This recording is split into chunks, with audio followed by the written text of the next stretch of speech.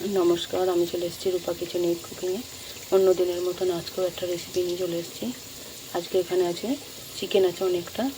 আজকে শুধু কাঁচা লঙ্কা দিয়েই করবো চিকেনটা, ঝাল ঝাল চিকেন কারি করব। এখানে নুন হলুদ দিয়ে আলুগুলো ভাজতে দিচ্ছি। আলুগুলো ভাজা হচ্ছে। আর এই মাংসতে এবার মশলাগুলো মাখিয়ে নেব। মাংসের মধ্যে সব রকম মশলা দিয়ে দিয়েছি, এবার এটাকে মাখিয়ে নেব। আদা, রসুন, পেঁয়াজ, লঙ্কা, হলুদ, জিরের গুঁড়ো আর এখানে কাঁচা লঙ্কা দিয়েছি। এবার এগুলোকে ভালো করে মশলাটা দিয়ে মাখিয়ে নেব।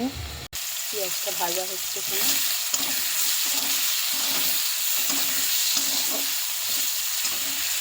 যেগুলো সব মশলাটা ভালো করে মাখিয়ে নেওয়া হয়ে গেছে, সব মশলাগুলোকে মাখিয়ে নিয়েছি। এবার এটাকে কিছুক্ষণ রেখে দেবো। পেঁয়াজটা ভাজা হয়ে গেছে, এবার মশলা মাখিয়ে এটাকে কিছুক্ষণ রেখে দিয়েছিলাম। এবার এটা দিয়ে দিচ্ছি।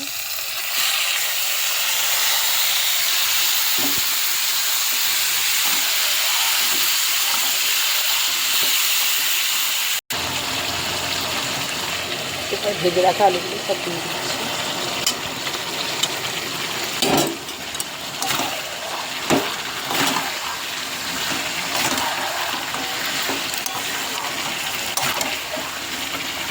খুব সুন্দর ভালোভাবে কষা হয়ে গেছে।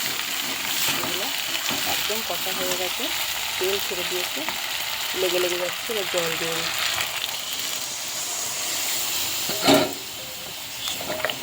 সম্পূর্ণ কাঁচা লঙ্কা দিয়ে এটাকে বানানো হয়েছে।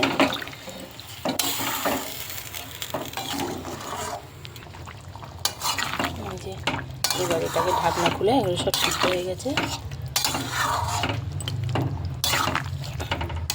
আলুগুলো সব গলে গেছে, একটু ঝোলটা মরবে। চিকেনটা হয়ে গেছে, এবার নামিয়ে ফেলবো এটাকে। তার জন্য অল্প গরম মশলার গুঁড়ো এটাকে দিয়ে দিচ্ছি ওপর থেকে।